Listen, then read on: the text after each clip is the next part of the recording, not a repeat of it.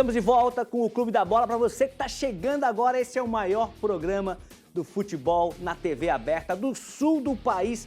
Duvide se achar outro. Pode zapear, não agora, né? Zapeia quando o programa terminar, em outro horário. Tem mais mensagem chegando? Pode colocar aqui na tela pra gente. Nossa enquete. Quem deve ser o técnico da seleção brasileira? Você pode votar. Hashtag Ancelotti, 16,7. Caiu um pouquinho. Hashtag Jorge Jesus, 16,7. Caiu porque o hashtag Abel Ferreira subiu. 66,7. Galera apostando aí, até a tarjinha verde, apostando no técnico do Palmeiras para comandar a seleção. Será? Não duvido nada. Tem mensagem do Altair lá de Mafra, ó. Eu com a cara séria, Renato Semençati misterioso também. Eu e minha família em Mafra estamos ligados no programa. Obrigado demais, Altair e família, curtindo o Clube da Bola. O Heleno Grego. Boa tarde, Mancha, e a todos os comentaristas. Palpite de hoje, como bom torcedor do Tigre, vai ser 2-1 para o Atlético. 2-1 para o Tigre diante do Atlético. Não, joga com volta redonda. Vai ser 2... Confundi, vai ser 2-1 para o Atlético contra o Avaí. Não tinha lido o restinho, Heleno. Restinho da frase. Isso porque o Tencate é o técnico do Atlético. E amanhã é 3-0 para o Tigre. Eu que confundi, Heleno. Agora entendi. Tá pegando no pé do Avaí, mas aposta aí na vitória do Tigre. O André Luiz de Florianópolis. Boa tarde, Mancha. Por favor, não aguentamos mais o Léo Maia. Tira ele. É muito horrível. O Léo Maia tá ruim? Tá mal. Mas... É no Figueira, né? O Léo é do Figueira. As laterais do Figueirense tem sido um problema, pra ser mais sincero e corroborar aí com a opinião do nosso querido André Luiz. Rapidinho, fazer o seguinte, já vou chamar um outro titular, mas rapidinho lá em Criciúma, na hashtag ali da nossa enquete, Ancelotti, Jorge Jesus ou Abel Ferreira, Renato? Nenhum desses três aí deveria aceitar o comando da seleção brasileira enquanto a CBF for dirigida pelo Edinaldo. O meu preferido é o Guardiola, sempre foi. Mas daqueles três ali, pelo curto espaço de tempo e pelo perfil, Marcelo, eu apostaria no trabalho do Jorge Jesus, que é tiro curto, ele chega e ele vai chegar com moral, podendo fazer aquilo que ele quer. Então acho que desses nomes aí seria pro momento, não que seja o melhor dos três, pro momento eu acho que o Jorge Jesus. Legal, o Ian também falou Jorge Jesus e o Emerson Luiz. O teu preferido tá entre esses três ou é outro? Jorge Jesus.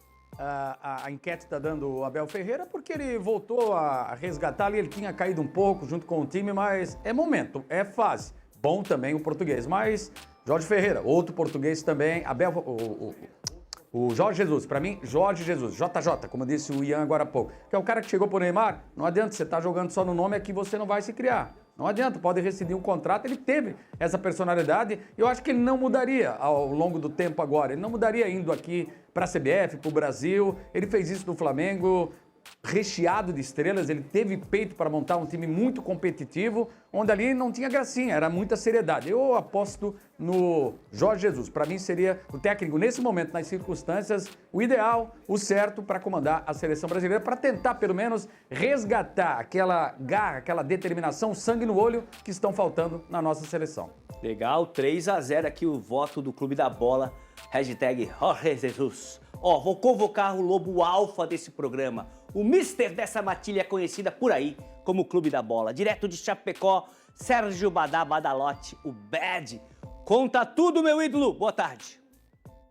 Olá, Marcelo Mancha, um abraço para você, para todos que estão ligados no Clube da Bola. Chapecoense empatou com o Atlético Paranaense na quinta-feira à noite lá em Curitiba, num jogo em que poderia ter voltado muito bem com a vitória. Seria uma vitória histórica, porque a Chapecoense nunca ganhou do Atlético Paranaense lá na Arena da Baixada. E a vitória nunca esteve tão perto. Chapecoense, principalmente no segundo tempo, foi melhor, foi superior, criou as principais oportunidades e poderia ter voltado com a vitória. Fez 1-0 com o Walter Clar, gol marcado aos 44 minutos do segundo tempo.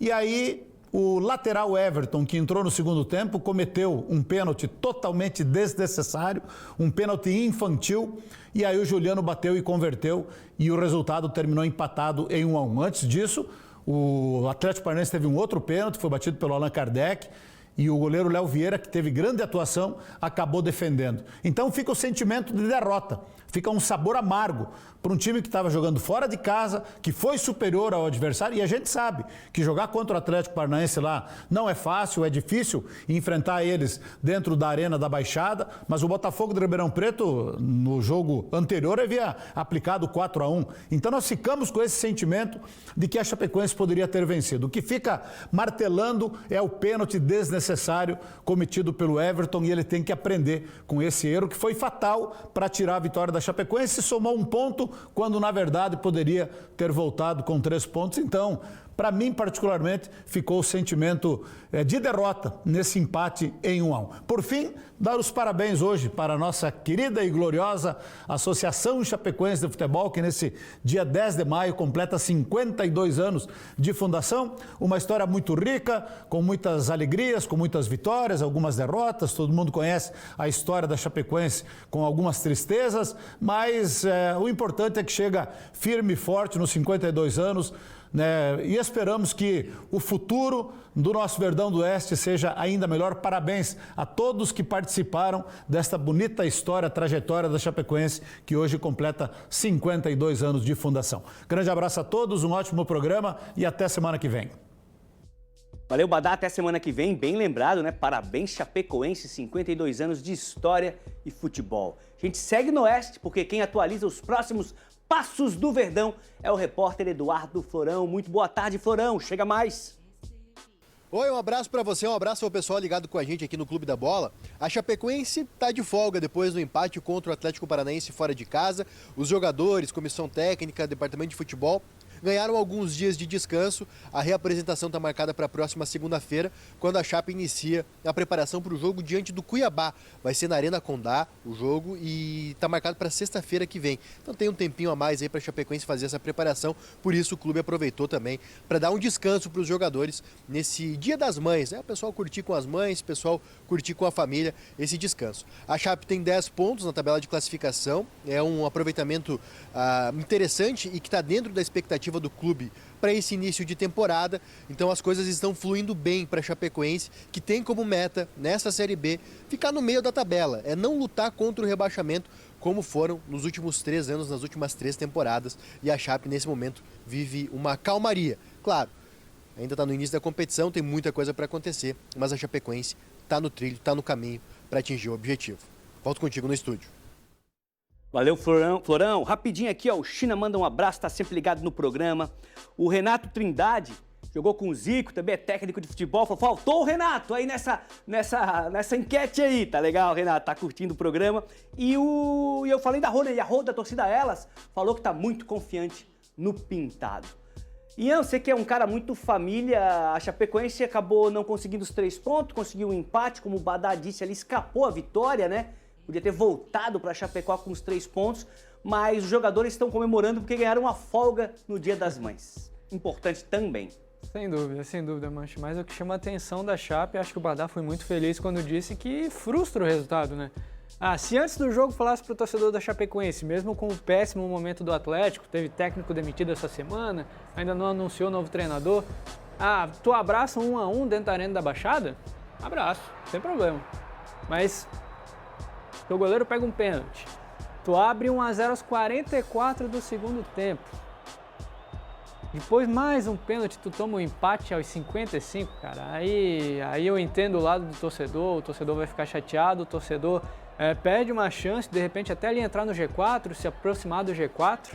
Então eu entendo o sentimento de frustração do torcedor da Chapecoense, que foi para um jogo muito difícil no Paraná, mas dava para ter vencido, acabou vacilando no fim, tomando empate.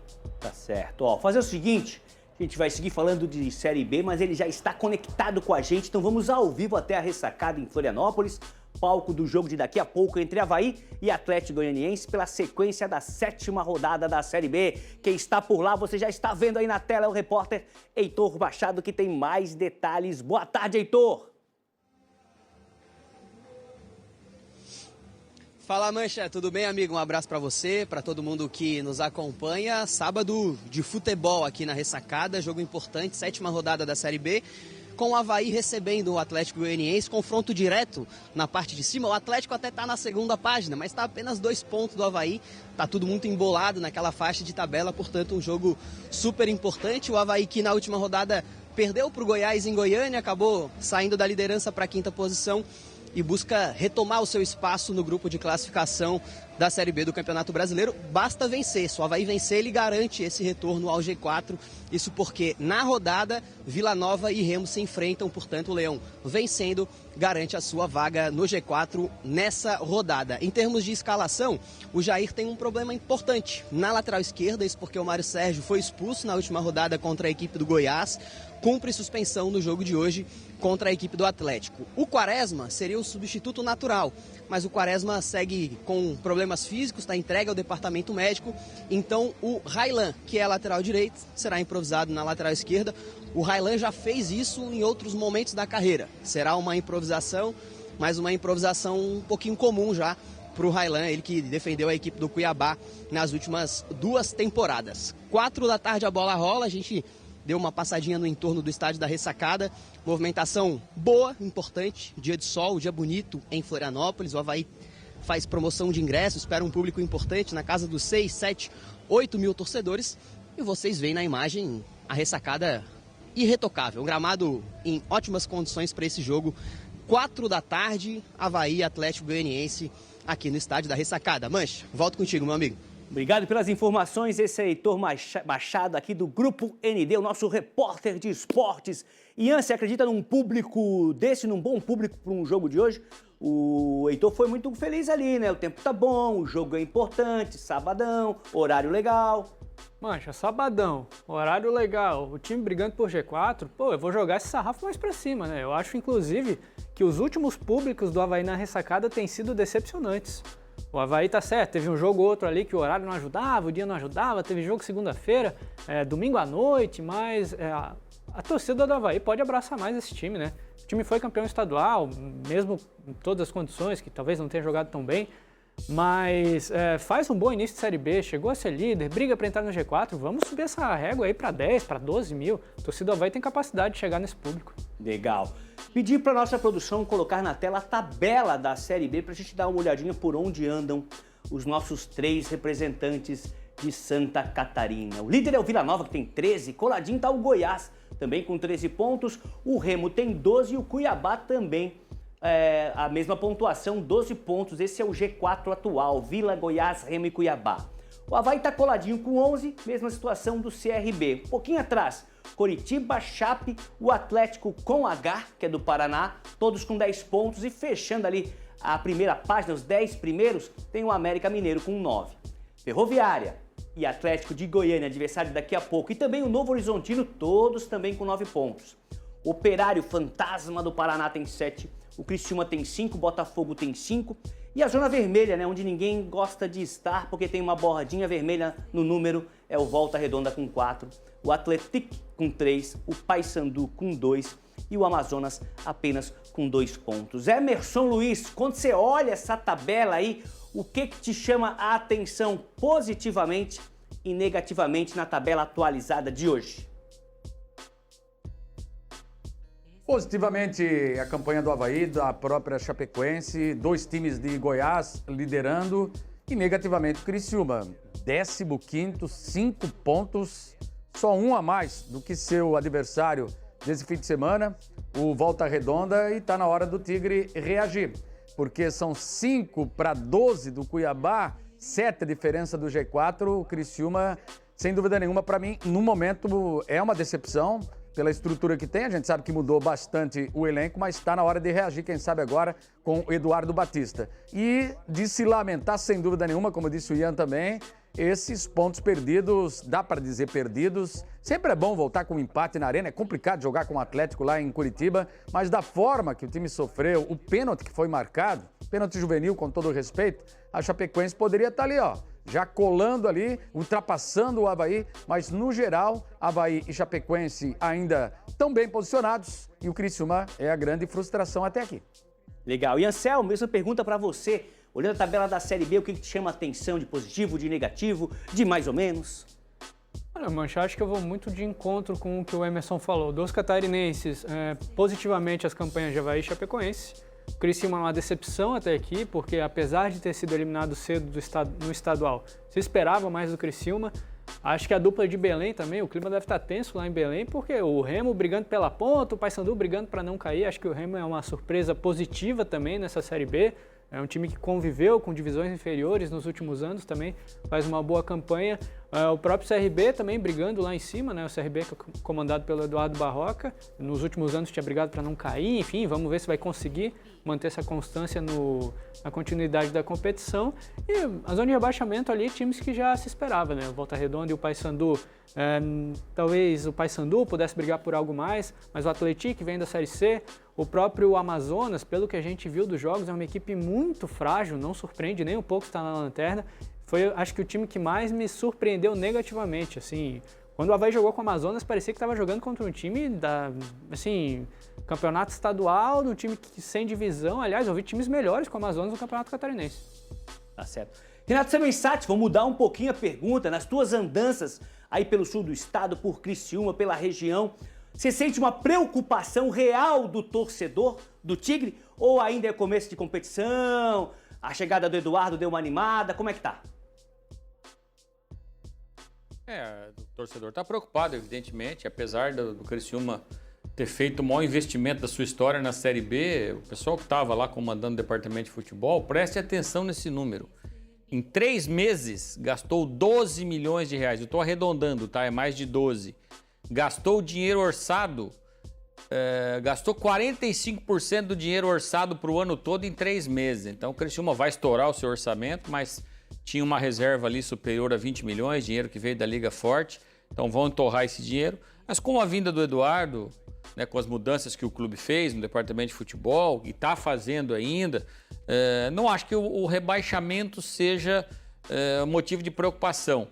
Mas, sem dúvida alguma, pensar pelo que a gente está vendo hoje, de brigar por acesso, é uma realidade distante. Claro que o Eduardo pode chegar, encaixar o time, Marcelo Hermes voltar a jogar o que jogava, mas o problema do Criciúma para poder mudar de patamar e ficar na parte de cima é que os seus atacantes até agora não se apresentaram. Em hora que foram contratados 8, fora os que aqui já estavam. Só que ninguém está rendendo absolutamente nada. Para se ter uma ideia, hoje é titular inquestionável o Eric Popó, que eu sempre gosto de dizer aqui. Tem camisa 9 que é inimigo da bola. O Eric Popó é inimigo da bola. A bola, se vier nele, fora da área, é uma briga de foice no escuro. Então, essa é a realidade do Criciúma. Alguns jogadores ainda não foram, nem estrearam ainda, né? O outro Sânia, um africano que o Criciúma foi buscar lá no Náutico, também chegou e, claro que é uma aposta, né? Um jogador africano, mas pode ser aí uma alternativa de camisa 9, enfim, vamos ver o que o Eduardo consegue extrair deste ataque. E sobre a tabela ali, Marcelo, me chama a atenção o fato de apenas o Cuiabá, dos 4 times que caíram ano passado, e quando você cai de divisão, é evidente que você chega como um dos favoritos, apenas o Cuiabá está ali no G4. Atlético Paranaense, Atlético Goianiense e Criciúma, todos fora de G4, o Criciúma muito distante, agora o Atlético Paranaense também, né, porque estacionou ali naqueles 9 pontos iniciais que ele fez, e aí depois fez só mais um pontinho, o Atlético fez 3 vitórias, e depois dos últimos 4 jogos fez um ponto só esse com a Chapecoense, então já jogou na roda.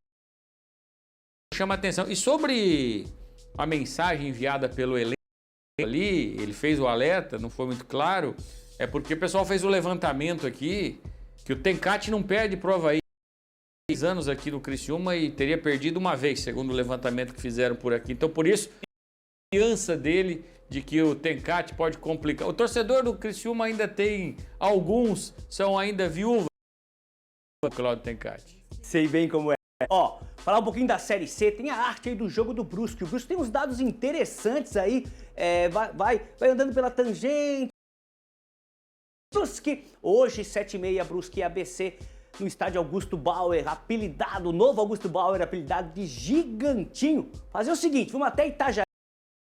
Tá com mais um titular aqui do programa. Cacá Oliveira tem as informações do Marinheiro na Série D e também do Bruscão, que segue invicto e 100% no Gigantinho nesse início de Série C. É isso, Cacá. Chega mais.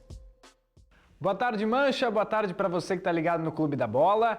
Brusque e ABC. É hoje à noite, às 7h30, no Augusto Bauer, o estádio que recebe os jogos do Brusque e que o quadro do Gigantinho. Já foram 2 jogos pela Série C e 2 vitórias. O Brusque, aliás, está numa sequência invicta que já dura 10 jogos, desde a época do Campeonato Catarinense. E na Série C, o Brusque ainda não foi vazado, é o único time que ainda não sofreu gols. Defensivamente muito forte, tem tido dificuldades para fazer gols, mas a consistência defensiva tem feito o Brusque conquistar muitos pontos. E o adversário, o ABC, vive um mau momento. O Brusque não perde a 10 jogos, o ABC não vence a 8. Então a tendência é que o Brusque consiga mais uma vitória hoje no Gigantinho. O único desfalque é o Alex Paulino, que foi expulso lá nos aflitos contra o última rodada, é a única baixa para hoje à noite. Felipe Gouveia pode aí ter boas opções para escalar o time. E uma novidade, o Robinho está de volta, voltou a treinar e fica à disposição experiente meia Robinho no Brusque. Hoje, 7h30 da noite, 5ª rodada da Série C do Brasileiro, Brusque e ABC no estádio Augusto Bauer. E daqui a pouco, Jair, tem o clássico Marcílio e Joinville, o marinheiro que ainda não venceu, vai em busca da primeira vitória contra o Jack, sustenta uma invencibilidade de perder para o Joinville em casa desde 2011. É um tabu que o Jack também se apega para tentar vencer e o marinheiro defender. Vaguinho Dias com a semana toda para trabalhar. Vai ter aí uma melhora do desempenho, é o que a gente espera por aqui, viu, Mancha? Volto com você, bom programa, amigo! Valeu, Kaká. Tem gente que não gosta, a palavra clássico, mas no Campeonato Catarinense, ou quando essas equipes se encontram, Marcílio Dias e Joinville sempre é um jogaço, sempre um jogo quente. Tem a nossa enquete aí, quem deve ser o novo técnico da seleção brasileira? Hashtag Ancelotti, tá diminuindo ali o Ancelotti, 14,3. Jorge Jesus avançou na curva ali, 28,6, e o Abel Ferreira, hashtag Abel Ferreira, tudo juntinho, 57,1, a preferência do telespectador, do multiespectador da NDTV. Abel Ferreira, técnico do Palmeiras. O Luiz coloca assim, ó, hashtag nenhum deles. Luiz, manda outra mensagem, quem você gostaria que fosse o técnico da seleção. O Carlos Barcelos, boa tarde, o Avaí vai ganhar por 2-0, tá confiante em uma vitória do Leão hoje. Boa tarde, Mancha, vendo o programa todo sábado, Avaí 1-0, é o Davi lá de Itajaí, apostando também na vitória do Leão. Marcos de Palhoça, mas com a camisa da Chape. Olá, Mancha, hoje o Avaí empata e o Criciúma empata amanhã, hashtag Abel Ferreira, mas creio que ele não saia do Palmeiras. O Marcos gostaria do Abel, mas não tá muito confiante não, ele vai continuar no Verdão, será? O Pedro também vai assim, ó, nenhum deles. Não gostei do Ancelotti, nem do Abel e nem do Jorge Jesus, eu quero outro. Bota a hashtag nenhum deles que tá valendo também.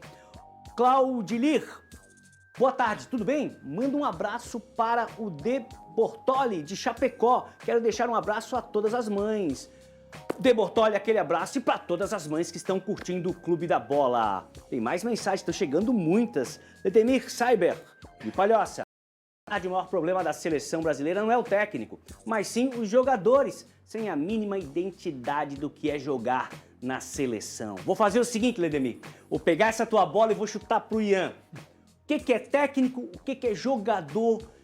Muito se fala disso, né, Ian? Não tem identificação, a galera tá cheia de grana, vive hoje o mundo da Europa, de outros campeonatos, e quando vem pra seleção, não tem aquela dedicação tão grande. O que é técnico, o que é jogador numa equação dessa?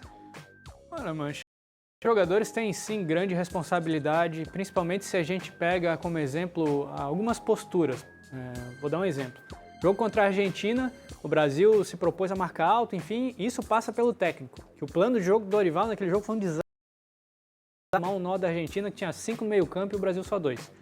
Mas o seu Vinícius Júnior, numa nhaca pra ir ali, tentar marcar o cara, dar um pique, isso passa pela responsabilidade do atleta. Mas ao mesmo tempo, se a gente pega, na minha opinião, o trabalho do treinador na seleção, pelo pouco tempo que ele vai ter de trabalho, porque ali 3, 4 dias e joga, depois treina mais uma vez, já joga de novo, eliminatória, é tentar pegar o melhor contexto possível para que aqueles caras consigam fazer a mesma coisa que eles. Eu acho que essa é a maior dificuldade. Usando o Vinícius Júnior como exemplo de novo, jogo contra a Argentina. No Real Madrid, o Vinícius Júnior recebe inúmeras bolas no mano a mano. Aí ele decide mesmo, ele passa por um, vem o zagueiro, ele passa pelo zagueiro também.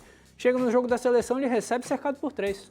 Então é aquela coisa, o treinador criar contextos para potencializar esses caras, para eles poderem fazer o que eles fazem nos seus clubes, também na seleção. Aí acho que entra a responsabilidade. É dividido, na minha opinião. O trabalho do Dorival na seleção foi muito ruim, mas os jogadores até aqui têm sim uma grande parcela de culpa pelo péssimo momento que vive a seleção brasileira, com um adendo também de uma bagunça generalizada que é na CBF, né? A presidência do seu Edinaldo Ferreira, que até aqui é uma bagunça generalizada, estamos aí no 3º treinador, vamos para o 4º treinador, faltando um ano para a Copa do Mundo, então acho que representa um pouco, passa por técnico, passa por jogador, mas para mim o grande culpado dessa situação toda é o presidente da CBF.